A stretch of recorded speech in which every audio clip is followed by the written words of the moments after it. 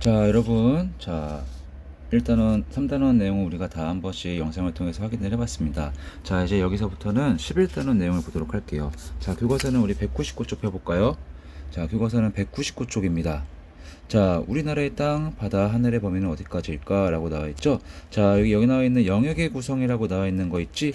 자, 이거 꼭 기억해 두세요. 자, 그림을 통해 보게 되면 영공, 자, 어디까지가 영공인지, 어디까지가 영토고, 영해고, 베타적 경제 수용은 어디까지인지 아마 구분할 수 있게 나와 있을 거야. 이 영역의 구성 그림을 무조건 꼭 기억해야 됩니다. 알겠어요?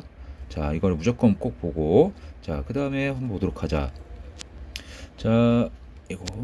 자, 자, 영역은 우리가 뭐라 그랬어? 한 국가의 주권이 미치는 범위를 말한다고 하고 있습니다. 그래서 영역 같은 경우는 우리 여기에 뭐가 들어간다? 영토, 영해, 영공이 들어간다 그랬죠? 자, 영토는 자, 한 국가에 속한 육지의 범위가 우리 영토입니다. 바다는 아니야. 자, 국토 면적과 일치한다고 나와 있네요. 자, 그다음에 영해는 자, 영토 주변의 바다로 대부분의 국가는 최저 조유선에서 12acre까지를 우리가 영해로 하고 있다 그랬어. 자, 다만 우리가 여기서 중요한 건 뭐라 그랬어? 영해를 할 때 우리 같은 경우는 자, 동해안과 서해안, 남해안이 그 기준이 다르다 그랬었죠? 자, 그럼 밑에 보면 나와 있을 거니까 그때 거기 보도록 하고, 자, 영공은 영토와 영해의 수직상공. 자, 오른쪽에 있는 그림도 보게 되면 어떻게 돼 있어? 영공이 나와 있고, 영공은 영토로만 수직상공이 아니라 영토와 영해까지의 범위가 수직상공으로 이렇게 나와 있는 걸 우리가 볼 수가 있죠? 자, 그걸 꼭 봐주도록 하고, 자, 그 다음에 밑에 보자. 우리나라의 영역. 자, 다시 한번 보도록 합시다. 자, 우리나라의 영토는 한반도와 그 부속부서로 이루어져 있다. 자, 영해는 우리가 일단 영해를 정하는 기준선에부터 12해리까지인데, 자, 핵심이 나와 있네요. 삼면이 바다로 둘러싸인 우리나라는 해안에 따라 영해 설정 기준이 다르다고 나와 있어. 어떻게? 해안선이 단조롭고 섬이 적은 동해안, 제주도, 울릉도, 독도 같은 경우는 자, 최저 조위선에서 12해리까지를 영해로 하는 무슨 선? 그렇죠. 통상기선을 적용을 하고, 반면에 해안선이 복잡하고 섬이 많은 섬해안과 남해안은 가장 바깥에 있는 섬을 직선으로 연결한 직선기선을 이용한다. 통상기선과 직선기선을 꼭 바다에 따라서 어떻게 다른지 구분할 수가 있어야 됩니다. 자, 영해를 설정하는 기준에 따라 다른다고 그랬어. 통상기선과 직선기선 꼭 기억해두세요. 자, 그리고 밑에 보게 되면은 자, 또한 하나 빠뜨린 게 있네. 그쵸? 대내역 같은 경우는 뭐라 그랬어? 자, 일본과 우리나라 거리가 가깝다 보니까 여기는 12해리를 설정하는 게 불가능하다 그랬죠? 그래서 여기서 같은 경우는 직선기선에 따라서 3해리까지를 우리가 영해로 설정하고 있다는 것까지 알아둡시다. 통상기선, 직선기선, 그리고 대연해역 같은 경우는 직선기선에서 3해리까지다 라는 것을 우리가 기억을 해두면 될 것 같고, 자, 영공은 아까 위에서도 말했었죠? 자, 영토만의 수직상공이 아니라 영토와 영해의 수직상공이다 나와 있습니다. 자, 밑에 보게 되면은 다양한 면적의 국가들 나와 있는데, 자, 그냥 한번 읽어보면 될 것 같고, 뒤로 넘어가서 자, 교과서 몇 쪽입니까? 교과서 200쪽입니다. 자, 배타적 경제 수역에 대해서 우리가 꼭 봐둘 필요가 있습니다. 자, 요즘에 해양 자원에 대한 이런 것들이 더욱 중요성이 높아지면서 배타적 경제 수용도 점점 그 국가들 간에 치열하게 갈등이나 이런 것들도 생기고 서로 간의 영역을 확보하기 위한 이러한 전쟁들이 벌어진다고 했습니다. 배타적 경제 수역은 무엇이냐? 자, 영해를 설정한 기선에서부터 200캐리에 이르는 수역 중, 자, 핵심이죠. 뭘 제외한? 영해를 제외한 바다를 우리가 뭐라 그런다? 배타적 경제 수역이라고 하고 있다. 자, 배타적 경제 수역의 정의, 여러분 정확하게 기억해야 됩니다. 뭐라고요? 영해를 설정한 기선에서부터 몇 해리? 200캐리에 이르는 수역 중 뭘 제외한다고요? 영해를 제외한 바다를 우리가 배타적 경제 수역이라고 하고 있다 그랬어. 자, 그럼 아까 위에서도 자, 이 그림 나와 있었죠. 영해의 구성에서 배타적 경제 수역이 나와 있는데, 여기서도 뭐야? 영해를 제외한 배타적 경제 수역 200캐리. 이거 꼭 기억해둬야 돼요. 자, 그래서 배타적 경제 수역은 우리가 정확하게 여기서 어떤 일이 벌어지는지도 알아야 됩니다. 자, 배타적 경제 수역에서는 연안국, 가장 가까운 나라라고 한다 그랬지? 어업활동, 천연자원 탐사 개발, 이용관리, 이러한 경제적 관리가 그 연안국에게 보장이 됩니다. 자, 그리고 또 하나의 특징, 연안국 외의 다른 국가의 선박이 그렇다고 해서 이 배타적 경제 수역을 지나갈 수 없는 게 아니라 그랬죠? 뭐라고? 자유롭게 통행할 수 있다 그랬어. 배타적 경제 수역에서는 여러분, 연안국뿐만이 아니라 다른 국가의 선박이나 항공기 등도 자유롭게 통행을 할 수가 있습니다. 알겠어요? 자, 그래서 우리나라 같은 경우는 삼면이 바다인데 어때요? 중국, 일본과 바다가 가깝게, 영토가 가깝게 놓여져 있잖아. 그래서 이러한 배타적 경제 수역을 가지고 나서 서로 간에 그 설정을 하는 데 있어서 문제가 많이 발생을 하고 있어. 그러니까 우리가 중국이나 일본이랑 어업협정을 체결을 했다는 것까지 나와 있죠. 자, 봐주면 됩니다. 자, 다시 넘어가서 201쪽을 가면 우리 독도가 나와 있죠. 자, 독도. 자, 먼저 독도에 대해서 우리가 알아둘 거 있습니다. 자, 먼저 독도의 주소. 자, 동그라미 1번. 독도는 어디에 속해 있습니까? 경상북도 울릉군 울릉읍 독도리입니다. 경상북도 울릉군 울릉읍 독도리에 속해 있어요. 독도는. 자, 우리나라 영토 중 가장 어디에 있어요? 동쪽에 있죠? 서쪽입니까? 아니에요. 가장 남쪽입니까? 아니죠. 자, 어디요? 동쪽이에요. 자, 이거는 모르면 여러분 내역을 보면 안 돼요. 부끄러운 짓이야. 알겠어? 자, 우리나라 영토 중 가장 동쪽에 있는 게 바로 뭐라? 독도입니다. 독도. 자, 독도는 여러분 어디에서? 울릉도에서. 독도에서 가장 가까운 우리나라의 영토가 어디야? 울릉도죠? 울릉도에서 동남쪽으로 84.4km 떨어져 있습니다. 자, 또한 뭐가 나와 있니? 자, 울릉도. 자, 독도가 우리네 땅이라고 할 수 있는 이유 중에 하나가 바로 뭐였어? 날씨가 맑은 날에는 어디에서 뭘 볼 수 있다? 그렇죠. 울릉도에서 독도를 볼 수가 있죠. 반대로 일본은 독도와 가장 가까워 있다고 하는 이 오키섬, 여기서는 독도가 보인다고? 독도가 안 보여요. 근데 우리는 울릉도에서 독도가 보인다. 우리 땅이라는 이유 중에도 하나가 된다고 했습니다. 자, 그 독도는 여러분 한 개의 섬이 아니라 그랬죠? 독도는 동도와 서도 두 개의 섬으로 되어 있습니다. 두 개의 큰 섬과 89개의 부속도서, 작은 조그만 이런 안반이라든지 이런 것들로 구성되어 있다는 거죠. 자, 그리고 독도 같은 경우는 용암이 굳어져서 형성된 화산섬이다라는 거 알아둘 필요가 있고, 또한 독도는 여러분 사람이 살기 좋은 조건이야? 아니죠. 왜? 독도는 대부분 해안이 급경사를 이루어서 거주 환경이 되게 불리한 편이에요. 자, 이것 또한 알아둘 필요가 있어요. 그래서 독도는 여러분 가장 동쪽에 있는 섬이다. 그리고 울릉도에서는 독도를 볼 수가 있고, 독도의 주소는 경상북도 울릉군 울릉읍 독도리에 속해 있고, 또한 독도는 화산 활동을 통해서 만들어진 섬이고, 독도는 크게 두 개의 섬과 89개의 부속도서로 구성이 되어 있고, 독도는 사람이 살기 어려운 환경, 왜? 해안이 급경사를 이루고 있다는 것까지 알아둘 필요가 있습니다. 자, 그때 밑에 보게 되면은, 자, 독도의 가치가 나와 있네. 자, 여러분 여기서는 우리가 독도의 가치를 크게 세 가지로 구분할 수가 있어야 돼요. 첫 번째, 영역적인 측면과 두 번째, 경제 측면, 그리고 세 번째, 생태 환경 측면. 자, 다시 뭐라고요? 영역적인 측면, 그리고 경제적인 측면, 그리고 생태 환경적인 측면으로 나눠서 우리가 살펴볼 수 있어야 됩니다. 자, 먼저 영역적인 측면에서 보게 되면 뭐라고 나와 있습니까? 자, 독도는 우리나라 영해의 동쪽 끝에 확정해 있는 섬입니다. 그래서 배타적 경제 수역 서식과 관련해서 되게 중요한 기점이 된다는 거였죠? 그렇죠. 영역적인 측면이야. 또한 위치적 특성으로 자, 국가안보에 필요한 역할을 수행하는 군사적인 요충지가 될 수도 있다. 자, 이것 또한 영역적인 측면에 볼 수가 있겠죠? 자, 그래서 이러한 것들이 영역적인 가치에 들어간다는 것을 우리가 볼 수가 있고, 자, 뒤로 넘어가 봅시다. 뒤로 넘어가게 되면 경제적인 측면에 대한 내용이 먼저 나와 있을 거야. 자, 경제적인 측면에서는 뭐가 있는지 한번 봅시다. 자, 독도 주변은 자, 조경수역, 한류와 난류가 교차하는 조경수역이 형성되어서 각종 수산 자원이 풍부하고요. 또한 밑에는 깊은 바다에 자, 오늘날 차세대의 자원으로 각광받고 있는 메탄 하이드레이트와 해양 심층수 등의 자원이 풍부하다는 게 밝혀졌죠. 자, 그래서 아까 앞에 이제서 봤던 거는 영역적인 측면이었고, 자, 여기서 보고 있는 거 조경수역이 형성되어서 수산 자원이 풍부하다, 메탄 하이드레이트라든지 해양 심층수 같은 것들이 풍부하다. 다 무슨입니까? 자, 경제적인 측면에 속한다는 것을 우리가 알 수가 있죠.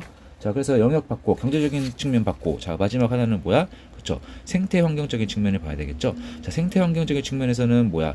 자, 독도는 자, 섬의 경사가 심하고 빗물이 다 흘러버리기 때문에 토양이 건조한 편이다. 하지만 이런 환경 속에서도 독도에는 여러 종류의 동식물이 서식하고 있다는 것을 우리가 볼 수가 있습니다. 또한 암석, 지형과 지질 환경이 해저 화산의 형성과 진화 과정을 살펴볼 수 있는 세계적인 지질 유적이다. 그래서 독도는 섬 전체가 천연보호구역입니다. 자, 다시 한번 볼게요. 자, 영역적인 측면, 경제적인 측면을 우리가 위에서 봤고, 지금 본 거는 이제 생태환경적인 측면이야. 생태환경적인 측면에서 우리가 뭘 봐야 돼? 일단은 여러 종류의 동식물이 독도에 서식을 하고 있습니다. 또한 자, 다양한 암석, 지형, 지질 경관이 나타나고, 해저 화산의 형성과 진화 과정을 살펴볼 수 있는 세계적인 지질 유적이에요. 알겠어요? 다양한 동식물을 살고 있고 세계적인 지질 유적이고, 또한 독도는 섬 전체가 독도 천연보호구역으로 지정되어 있다. 해서 우리가 독도의 세 가지 측면, 영역적인 측면, 그리고 경제적인 측면, 그리고 생태환경적인 측면 구분을 할 수가 있어야 됩니다. 자, 밑에도 보게 되면은 독도의 다양한 가치에서 나와 있죠. 자, 지리학자, 기업가, 군인, 생태학자들이 자, 영역적인 측면, 그리고 경제적인 측면, 생태환경적인 측면에 대해서 설명을 하고 있는 게 나와 있을 거야. 자, 꼭 살펴보도록 합시다. 자, 뒷페이지로 가게 되면은, 자, 독도에 대해서 일본 놈들이 왜 자기네들이 땅을 우기는지, 그런 거에 대응을 해서 우리나라가 독도가 왜 우리 땅인지에 대해서 나와 있죠. 뭐 과거의 역사를 통해서도 독도는 우리 땅인 게 자명하죠. 뭐 이사부, 신라장군 이사부, 조선시대 안용복, 그리고 현재 독도경비대가 주둔하고 있다. 우리나라의 영토다. 기억을 합시다. 자, 밑에 나와 있는 스스로 확인 문제 꼭 풀어봐야겠죠. 자, 스스로 확인 문제 여러분 다시 한 번만 하지만 안 풀면 안 돼요. 스스로 확인 문제 꼭 풀고 넘어갑시다. 자, 다음 페이지로 이제 넘어갈까요? 자, 독도가 끝났고, 자, 우리나라의 이제는 여러 지역의 경쟁력 단원으로 넘어갑시다. 자, 11-2단원입니다, 여러분. 11-2단원. 교과서 204쪽이에요. 자, 교과서 204쪽에서 우리 205쪽으로 넘어갑시다. 자, 205쪽을 보게 되면은, 자, 우리나라 여러 지역이 지닌 고유한 가치와 경쟁력은 이라고 나와 있네. 자, 여기서 우리가 밑추쳐 볼 필요가 있다. 뭘 밑추치느냐? 자, 세계화 시대가 들어서 점점 지역 간의 교류가 늘고 있고 또한 경쟁 또한 치열해지고 있습니다. 자, 그러다 보니까 지역들마다 여러분 어때요? 그쵸, 자기들만의 특성을 나타내는 필요성이 증가하고 있다는 거죠. 각 지역은 경쟁력 있는 특성을 발굴하여 세계 무대에서 경쟁력을 높이기 노력을 하고 있습니다. 그래서 뭐가 주되된다는 거야? 다른 지역과 차별화되면서 좋은 지역 이미지를 구축하기 위한 방법을 강구하고 있다는 거였죠. 자, 그래서 어떤 것들을 활용한다고 그랬어? 전통문화유산을 활용한다든지 아니면은 영화제를 개최한다든지 축제를 개최한다든지, 자, 이런 것들 또한 환경 친화적인 지역 개발 등을 통해서 그 지역의 차별화를 더욱더 드러내고 있다고 나와 있죠. 자, 그래서 밑에 보게 되면 지역의 가치를 높이기 위한 노력이라 그래서 4개의 도시가 나와 있는 거 우리가 볼 수가 있을 거야. 자, 그래서 먼저 생태도시 순천, 그리고 문화도시 부산, 판소리의 도시 전주, 제주도의 올레길. 자, 여기 나와 있는 4가지 도시에 대해서 꼭 기억해 둡시다. 자, 먼저 생태도시 순천에서는 뭐예요? 순천만 일대에 연안습지, 갯벌, 뭐 철새와 사람이 공존하는 자연생태공원이라고 나와 있죠. 그래서 세계적인 생태도시로 거듭나기 위해서 순천시가 노력하고 있다는 게 나와 있고, 부산 같은 경우는 여러분 어떻습니까? 그쵸? 부산 국제영화제를 개최를 통해서 부산이라는 도시를 알리고 있죠. 자, 전주는 어떻습니까? 전주 비빔밥으로도 유명한데 전주 같은 경우는 판소리, 이 판소리와 관련해 가지고 또한 자신들만의 특성을 드러내고 있다고 나와 있네요. 자, 그리고 제주도 같은 경우는 그렇죠. 제주도만이 갖고 있는 뛰어난 생태 환경을 활용해서 생태 관광을 통해서 제주도를 알리고 있다는 거. 자, 여기 나와 있는 생태도시 순천, 제주도 올레길, 판소리 도시 전주, 그리고 문화도시 부산. 자, 4개의 도시를 꼭 기억을 해둡시다. 자, 뒤로 넘어가게 되면 지역화 전략에는 어떤 것들이 있는지 나와 있네요. 자, 그래서 지역화 전략이란 것이 무엇인지 우리가 먼저 볼 필요가 있다. 자, 한번 읽어볼게. 세계화 요구에 부응하기 위해, 자, 밑줄 경제적, 문화적 관점에서 다른 지역과, 자, 차별화를 꼭 기억해 두세요. 차별화할 수 있는 계획을 마련하는 것으로 우리는 지역화 전략이라고 하고 있습니다. 그래서 이러한 지역화 전략에는 지역 브랜드, 장소 마케팅, 지리적 표시제가 나와 있죠. 자, 그럼 우리가 지역 브랜드에 대한 내용과 장소 마케팅에 속하는 것과 그리고 지리적 표시제에 들어가는 것들이 무엇이 있는지를 우리가 구분할 수 있어야 되겠죠. 자, 지역 브랜드 교과서에는 대표적으로, 자, 해발고도 700m 위치해 있는 도시 평창에 대해서 나와 있네요. 해피 700이라 그래서, 자, 이러한 지역 브랜드 700이라는 것을 통해서 자신들에 대한 명확한 이미지를 드러내고 있죠. 그렇죠? 뭐 인천 같은 경우는 Always 인천이라고 해서 모든 길은 인천으로 통한다. 공항, 철도, 뭐 고속도로, 그리고 항만, 이런 것들이 다 인천으로 통한다는 것을 통해서 우리 인천의 브랜드를 알린다는 것도 우리가 볼 수가 있다 그랬죠. 자, 그리고 밑에 보게 되면은 장소 마케팅이 나와 있네요. 장소 마케팅은 특정 장소가 가지고 있는 자연환경이나 역사적 문화적 특성을 드러내어 장소를 매력적인 상품으로 만들어 이를 판매하는 활동입니다. 자, 앞에서 봤듯이 전주 같은 경우는 판소리를 활용한다든지 아니면은 순천 같은 경우는 생태환경, 제주도 같은 경우도 자신들의 아주 뛰어난 생태 경관 등을 활용한다고 했었죠. 자, 이런 것들이 다 뭐에 속한다? 장소 마케팅에 속한다고 했습니다. 자, 이러한 장소 마케팅의 대표적인 사례가 뭐냐, 여러분? 그쵸? 지역의 상징성을 이용한 바로 축제가 이 장소 마케팅을 적절하게 활용한 예시로 들 수가 있습니다. 자, 그래서 밑에 보게 되면은 이런 장소 마케팅의 대표적인 축제, 그렇죠? 전라남도 한평에 나비 축제, 이런 것들이 나와 있죠. 자, 여기 나와 있는 것들도 꼭 볼 필요가 있습니다. 자, 지역화 전략의 마지막 지리적 표시제가 바로 옆 페이지에 보게 되면 나와 있습니다. 교과서 몇 쪽이에요? 207쪽입니다. 자, 207쪽에 보게 되면 지리적 표시제가 나와 있죠. 상품의 품질, 명상 특성 등이 근본적으로 해당 지역에서 비롯된 경우 그 지역 생산품임을 증명하고 표시하는 제도입니다. 자, 그래서 우리 지리적 표시제 자, 대표적인 게 뭐라 그랬어? 그쵸? 뭐 보성 녹차 유명하죠. 이천쌀, 횡성, 한우 등이 이러한 지리적 표시제를 통해 가지고 그 지역 생산품임을 증명하라고 표시하고 있습니다. 자, 뭐야? 아, 이 녹차는 보성에서 재배가 되었구나. 아, 그럼 보성 녹차는 우리가 믿을만하지. 이천쌀 유명하잖아. 이천쌀도 나라에서 지리적 표시를 통해서 인정해주고 있어. 그렇지. 믿고 살 수가 있겠다. 횡성한우, 그쵸? 한우하면 횡성이지. 자, 이런 것들이 다 뭐야? 지리적 표시를 통해서 우리들에게 인식이 됐던 거죠. 그렇죠. 지리적 표시에 속하는 것들, 보성 녹차, 이천쌀, 황성한우. 자, 밑에 나와 있는 문제도 한번 풀어봅시다. 자, 약숙 어디 약숙입니까? 자, 이 지도를 보게 되면 나와 있을 거야. 강화약숙 유명하네. 우리 인천광역시에 속해 있는 강화약숙 유명하고. 참외. 자, 요즘에 여름에 많이 먹었죠? 자, 여름에 어디가 유명해? 성주 참외가 유명하고, 고추장은 그렇죠. 순창 고추장이 유명하죠. 녹차 또 나와 있네. 보성 녹차 유명하지. 자, 이런 지리적 표시에 따른 자, 특산물과 그 도시를 연결시킬 수 있어야 됩니다. 알겠어요? 자, 스스로 확인 문제도 꼭 풀어보세요. 자, 지리적 표시제, 지역 브랜드 뭐 이런 것들 구분할 수 있어야 된다고 했습니다. 지역화 전략에 속하는 것들 세 가지, 장소 마케팅 이런 것까지 합쳐서. 그리고 또 뭐 지리적 표시에 해당하는 특산물과 도시를 연결시킬 수 있어야 된다. 이런 것까지 알아둬야 됩니다. 자, 이제 다음 단으로 넘어갑시다. 다음 단은 209쪽으로 갈까요? 209쪽은 몇 어딜까? 11-3단원입니다. 11-3단원 209쪽입니다. 가보자. 자, 우리나라 국토의 위치가 갖는 중요성과 통일의 필요성이라고 나와 있죠. 자, 우리나라 위치의 중요성 여러분 꼭 알아야겠다. 우리나라 위치의 중요성 뭐야? 일단은 삼면이 바다로 둘러싸인 섬나라가 아니라 반도국이죠. 반도국이니까 어때? 육지로도 갈 수 있고 바다로도 갈 수 있다. 지리적 위치에 해당된다는 거였죠. 그래서 보면 뭐라 북쪽으로는 육지를 통해서 중국, 러시아를 거쳐 유럽까지 갈 수가 있고, 밑으로는 삼면의 바다를 통해 태평양이라든지 여러 대양으로 나갈 수 있다 그랬습니다. 그래서 우리가 과거에는 이러한 지리적 이점을 활용을 해서 세계 여러 국가와 활발하게 교류했다고 나와 있어. 하지만 현실은 어떻다? 그쵸? 6.25 전쟁을 통해서 남과 북으로 분단이 되면서 이제 남한은 어때요? 대륙으로 가는 육로가 막혔고, 북한 같은 경우는 바다로 나가는 길이 막혀 있게 되겠죠? 그래서 현재는 우리 한반도가 이러한 지리적 위치를 제대로 활용하지 못하고 있다고 하는 겁니다. 자, 그러면 이런 것들을 제대로 활용하기 위해서는 필수적인 조건이 뭐야? 그렇죠.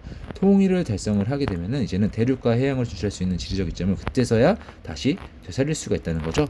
자, 우리나라의 위치의 중요성, 삼면이 바다를 둘러싸여 있고 북으로도 육지로 갈 수가 있고 남으로는 바다를 통해서 어디든지 갈 수 있다는 거 꼭 기억해 둡시다.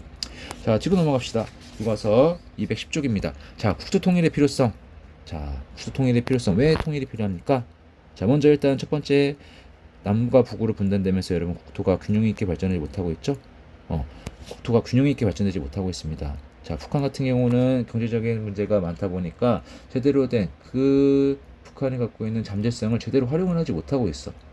그렇죠? 그러니까 남쪽만 지나치게 발전되고 있는 것을 볼 수가 있을 거야. 이렇게 국토가 균형 있게 발전하지 못하고 있고, 또한 민족의 동질성도 어때요? 점점 흐려지고 있습니다. 말이나 이런 것들도 점점 서로 간의 이질감을 느끼고 있고, 생활 환경이라든지 풍습 이런 것들도 점점 남과 북이 점점 이질감이 심해지고 있죠. 자, 그리고 또한 저 분단에서 온 이산가족 60년 동안 계속되어 있고 현재까지도 해결이 되지 않고 있죠. 여러분, 몇 차례에 걸쳐 이산가족 상봉이 있었지만 그것은 정말 극소수에 불과했어요. 아직도 수많은 사람들의 이산가족들이 이 6.25 전쟁 이후에 가족을 만나지 못하고 살아가고 있습니다. 그리고 더 문제가 되는 것은 뭐다? 이 이산가족들이 이제는 살아가실 날들이 얼마 남지 않았다는 거죠. 이러한 이산가족 문제가 아직까지 해결되지 않았다는 거. 자, 또한 점점 어떻습니까? 남북한 주민의 생활 수준과 문화 차이가 점점 커지고 있죠. 점점 벌어지고 있습니다. 그리고 또한 이러한 군사적 상태가 계속 지속되면서 남과 북한은 국방비를 계속해서 막대하게 투입을 하고 있죠. 왜냐? 우리나라는 전쟁이 끝난 게 아니야. 잠깐 쉬고 있는 거야. 북한이 군사력에 투자를 더하면은 어때요? 남한 같은 경우도 그에 대응해서 군사력에 투자를 할 수밖에 없겠죠. 자, 그래서 이렇게 국방비가 막대하게 지출되고 있다는 거. 또한 이 동아시아 우리 같은 경우는 계속해서 전쟁이 휴전된 국가 해서 되게 위험한 국가라는 이미지가 세계에 남아 있다는 거죠. 그래서 여러 가지 이런 문제들이 있기 때문에 하루라도 빨리 국토 통일이 돼야 된다. 그런 것들이 나와 있습니다. 꼭 봐주십시다. 국토 통일이 왜 필요한지를 우리가 꼭 기억을 해야 됩니다. 자, 그리고 옆으로 넘어가게 되면은 교과서 211쪽. 자, 그럼 만약에 통일이 되고 난 뒤에 우리 한반도는 어떠한 변화가 생기게 될까요? 자, 미래 통일 한국은 여러분, 그쵸? 지금 현재는 우리의 동질성이 점점 이질감이 점점 커지고 있다 그랬는데 이제 민족의 동질성을 회복할 수가 있다는 거죠. 그렇죠. 자, 그리고 또한 이제는 그동안 분단 때문에 소요되었던 비용들, 어떤 비용일까? 그렇죠. 국방비에 투입되었던 막대한 비용들을 경제개발이라든지 복지에 투입을 해서 우리 남과 북한의 국민들의 삶의 질이 더욱 향상할 수도 있고, 또한 가장 큰 장점이죠. 현재 우리가 국토가 분단됨으로 인해서 우리 한반도의 지리적인 이점을 살리지 못한다 그랬어. 자, 근데 통일이 된다고 하면은 그동안 우리가 누리지 못했던 이런 지리적 이점, 북으로는 육로로 중국, 러시아를 거쳐 유럽으로 갈 수가 있고, 남으로는 바다를 통해서 태평양이라든지 여러 가지 대양으로 진출할 수 있는 이런 지리적 이점을 살릴 수가 있습니다. 그러면 당연히 우리 한반도는 물류의 중심지로서 성장하게 된다는 거겠죠. 자, 그리고 또 그렇죠. 남한의 자본과 기술이 모아 만나면 북한이 갖고 있는 지하자원과 노동력과 결합되면은 더욱더 큰 시너지를 가져올 수 있게 된다. 이것까지 우리가 나와 있죠. 자, 그래서 통일 후에는 우리 한반도에 어떤 변화가 있는지도 우리가 여기 나와 있는 것들을 꼭 살펴보도록 합시다. 자, 밑에 있는 스스로 확인 문제는 뭐 당연히 풀어야겠죠. 스스로 확인 문제, OX 문제랑 이런 것들 꼭 풀어보도록 합시다. 자, 뒤에는 대단한 문제가 나와 있죠. 여기는 그냥 여러분이 복습하는 차원에서 한번 읽어보면 될 것 같아요.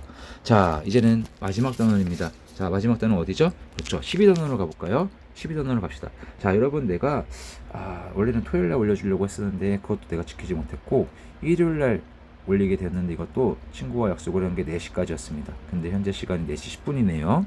자, 미안합니다, 여러분.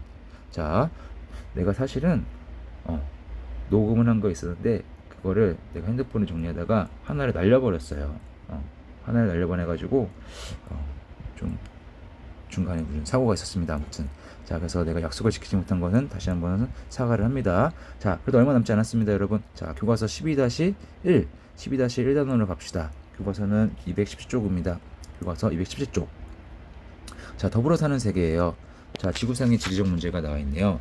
자, 보자. 교과서 217쪽. 자, 지구상에는 어떤 지리적인 문제가 있을까? 자, 여기서는 우리가 특히 대표적으로 기아에 대해서 나와 있어. 자, 기아라는 문제는 여러분 특히 우리가 볼 필요가 있는 게 이 지도를 볼 필요가 있습니다. 자, 지도를 보게 되면은 세계적인 기아 현황이 나와 있는데, 자, 어느 특정한 한 대륙에만 기아 문제가 발생을 하고 있는 게 아니라 전 지구적으로 나타나고 있는 문제라는 것을 우리가 볼 수가 있죠. 자, 다시 한번. 자, 오늘날 지구상에는 기아라고 하는 문제가 발생을 하고 있는데, 이 기아 문제 같은 경우는 뭐 아프리카라든지 이러한 특정 대륙에서만 나타나고 있는 문제가 아니라 아시아, 아메리카 뭐 여러 가지 대륙에 걸쳐서 전반적으로 일어나고 있는 문제라는 것을 우리가 알아둘 필요가 있습니다. 자, 그래서 기아 문제에 대해서 볼 수가 있고, 자, 밑에는 생물 다양성의 감소라는 문제들도 발생을 하고 있네요. 자, 여기서는 생물 다양성이 오늘날 감소하고 있는데 어떤 것들이 영향을 끼치고 있는지가 볼 필요가 있어. 자, 생물 다양성이 감소되고 있는 원인에는 첫 번째 기후변화, 지구온난화와 같은 기후변화, 두 번째 환경오염, 세 번째 자, 개발에 따른 동식물의 서식 집합계. 대표적으로 교과서에는 뭐라고 나와 있습니까? 그쵸, 열대우림의 파괴에 대해서 나와 있죠. 이러한 동식물의 서식지 파괴. 자, 그리고 무분별한 남획. 인간들의 욕심이 너무나 큰 나머지 자, 무분별하게 남획하고 있기 때문에 생물 다양성이 감소되고 있습니다. 또한 자, 그 지역의 토종 생태계를 위협하는 외래종의 침입, 이런 것들 또한 생물 다양성의 감소를 불러일으키는 요소들이게 되겠죠. 자, 이렇게 생물 다양성이 감소를 불러일으키고 있는 요소들, 기후변화, 환경오염, 개발에 따른 동식물의 서식지 파괴, 그리고 무분별한 남획, 외래종의 침입, 그리고 가장 결정적인 것은 뭐다? 열대우림의 파괴. 지구의 허파라고 불리는 열대우림의 파괴가 특히 큰 영향을 끼치고 있습니다. 자, 그래서 뭐라고 나와있니? 지구 표면의 12% 덮고 있는 열대우림은 현재 5%밖에 남지 않았대요. 그 결과 20년 이내에는 세계 생물종의 절반이 멸종할 거라는 예측까지 나오고 있습니다. 자, 20년 이내에 세계 생물종의 절반이 멸종할 거라는 예측이 나오고 있대요. 정말 심각한 문제죠? 자, 뒤로 넘어가 보자. 교과서는 218쪽으로 갑시다. 자, 영역을 둘러싼 갈등이 왜 발생할까 나와 있네요. 자, 영역을 둘러싼 갈등이 발생하는 원인은 우리가 뭐라고 나와 있냐면, 자, 민족, 역사, 종교, 자원 등 다양한 원인에 따라서 영역을 둘러싼 갈등이 나타나고 있습니다. 자, 다시 한번 봐주세요. 영역을 둘러싼 갈등은 뭐 민족 때문만이 일어나는 게 아니라, 아니면 역사적인 문제 때문만 일어나고 있는 게 아니라, 아니면 종교 때문만 일어나는 게 아니라 뭐라고? 민족, 역사, 종교, 자원 등 다양한 자원이 복합적으로 얽히면서 일어나고 있습니다.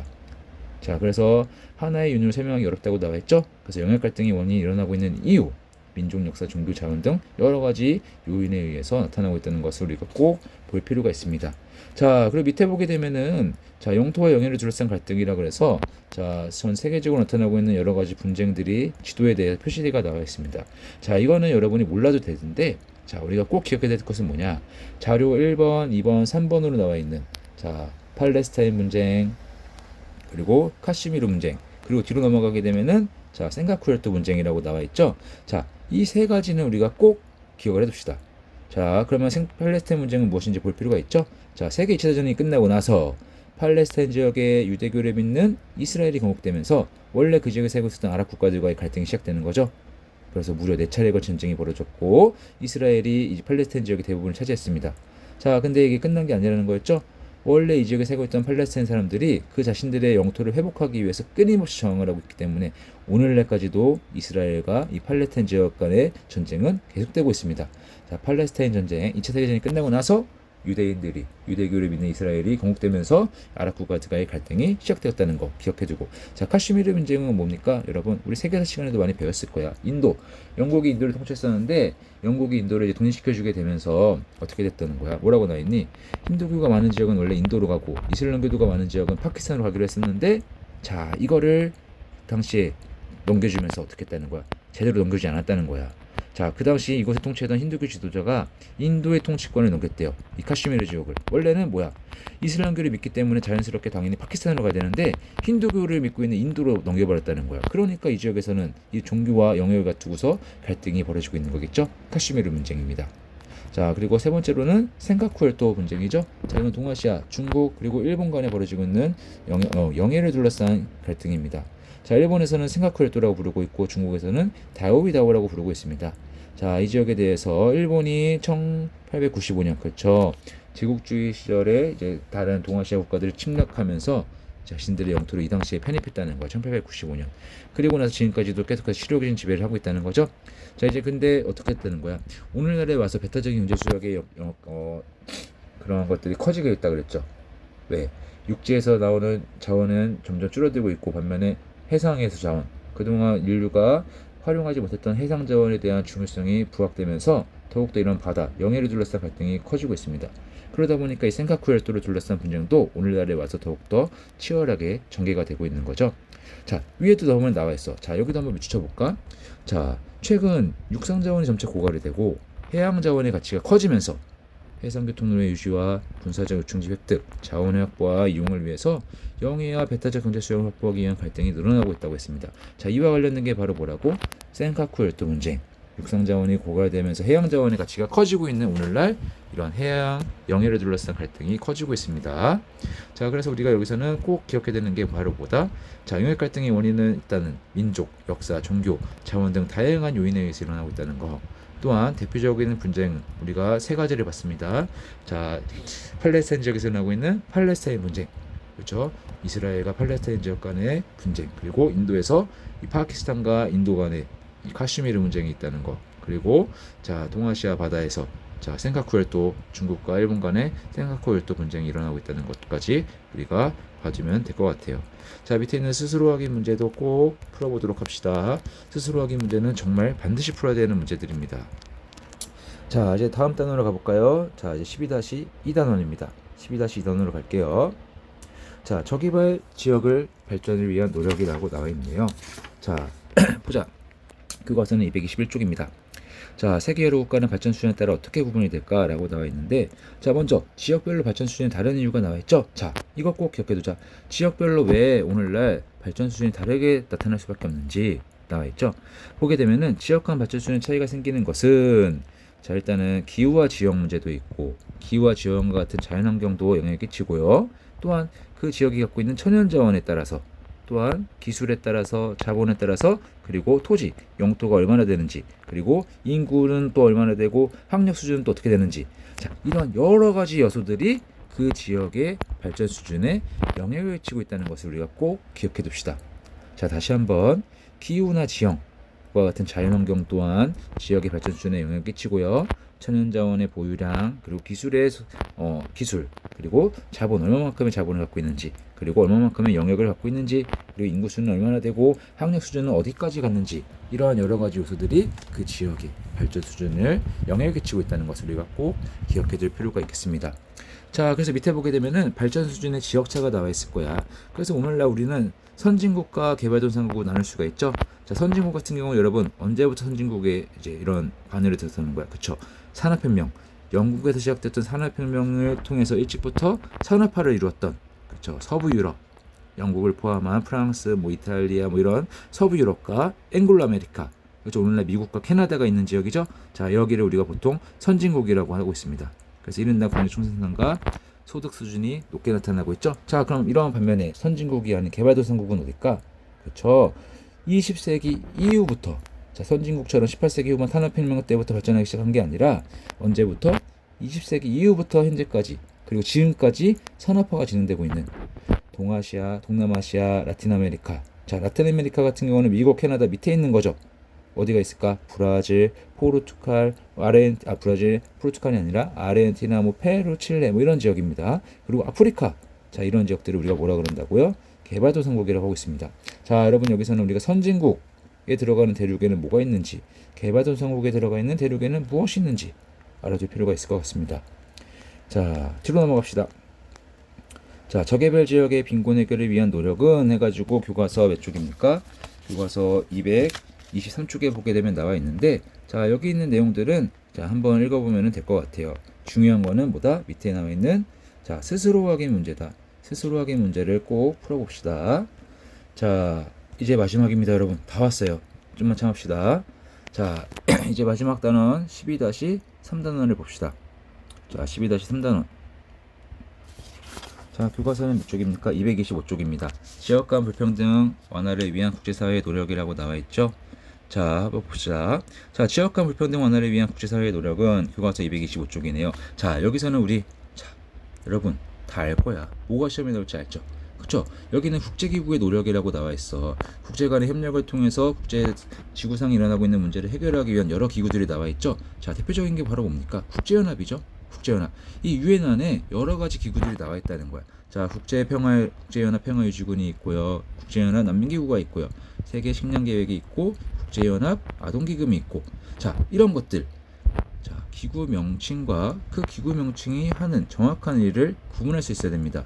국제연합 평화유지군이 하는 일은 무엇인지, 국제연합 난민기구가 하는 일은 무엇인지, 그리고 세계 식량계획이 하고 있는 일은 무엇인지, 그리고 국제연합 아동기금, 유니세프라고 하죠. 하는 일은 무엇인지를 정확하게 구분할 수 있어야 돼요. 자, 그리고 뒤로 넘어가자. 자, 방금 전에 봤던 것은 이제 국제기구라고 할 수 있는 기구들이고, 밑에 나와 있는 것들은 뭡니까? 그렇죠. 국제 비정부 기구가 나와 있죠. NGO라고 불리는 국제 비정부 기구의 노력이 나와 있습니다. 대표적으로는 여기 뭐가 나와 있니? 그렇죠. 그린피스, 그리고 국경 없는 사회가 나와 있네요. 자, 여기 나와 있는 국제 비정부 기구의 노력들. 자, 그린피스는 어떤 일들을 하고 있는지, 그리고 국경 없는 사회는 어떤 일들을 하고 있는지를 꼭 한 번씩 봐두도록 합시다. 그리고 밑에는 이제 오늘날 많이 이제 이슈가 되고 있는 내용들이죠. 그렇죠. 바로 뭐야? 공정무역. 생산 활동을 한 사람들에게 그 생산 활동에 대한 정당한 대가가 지불되는지, 그게 되게 중요하게 요즘에 부각되고 있다 그랬었죠. 그래서 공정무역에는 어떠한 것들이 있는지, 커피차, 카카오, 바나나, 의류 이런 것들이 공정무역 형태로 오늘날 이루어지고 있다는 것까지 알아둘 필요가 있습니다. 자, 이제 옆에 가게 되면은 교과서 마지막입니다. 226쪽이네요. 자, 226쪽에서는 세계 시민으로서 자세와 역할이 나와 있죠. 자, 세계 시민으로서 자세와 역할. 자, 봅시다. 일단 우리가 어떻게 해야 돼? 세계 시민으로서 오늘날은 우리는 긴밀히 연관된 지구촌을 하나의 공동체로 인식해야 됩니다. 자, 지구촌은 하나의 공동체예요. 서로 떨어져 있지 않습니다. 하나의 공동체예요. 운명 공동체야. 자, 두 번째, 세계 곳곳에서 발생하는 다양한 지리적 문제에 관심을 갖고 협력해야 돼. 우리가 남의 나라에서, 남의 영토에서 일어나는 문제라고 해서 관심을 끄는 게 아니라, 왜? 우리는 하나의 공동체이기 때문에 다양한 지리적 문제에 대해서 관심을 갖고 협력해야 된답니다. 자, 또한 지역 간 불평등을 완화하고, 자, 일어나고 있었던 빈곤과 기아 문제를 해결하기 위해서 봉사활동이나 기부 등에 적극적으로 동참해야 되겠죠? 자, 이런 것들 또한 당연히 어떻게? 지구촌을 대상으로 해야 된다는 거야. 봉사활동이나 기부 등도 여러분 국내에만 한정되는 게 아니라 전 지구적으로 다른 나라 해외로도 가서 또 봉사활동을 하고 기부를 하고 또 이렇게 다 같이 해야 됩니다. 왜냐? 오늘날 우리는 지구촌 사회이기 때문에. 자, 또한 일회용 상품을 자제해야 되겠죠? 환경오염을 줄여야지 우리 지구가 더욱더 오랫동안 유지가 될 수 있으니까 일회용품 사용을 자제하는 등 생태 환경을 보호하려는 의식을 가져야 되겠고, 자 또한 가장 중요한 건 뭡니까? 그렇죠.